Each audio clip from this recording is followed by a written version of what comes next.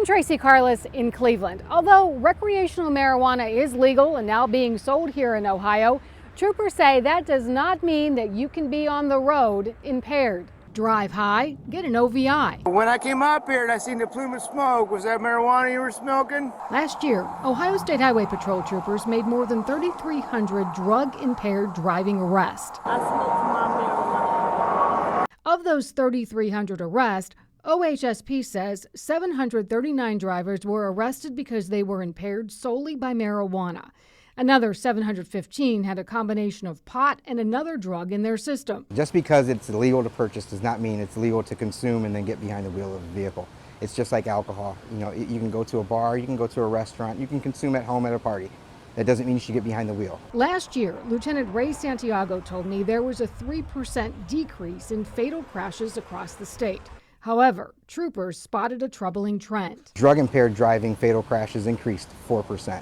It's one of the few classes that is outpacing everything else. It does worry me.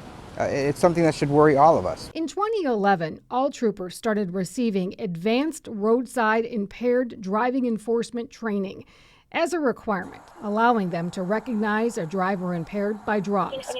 There are also nearly 200 specially trained troopers to detect drugs. We have drug recognition experts that are available to us across the state. We currently have 168 troopers that are considered drug recognition experts. People we talked with today told us they understand the seriousness of getting high and driving. If you're feeling the effects, you shouldn't drive, period.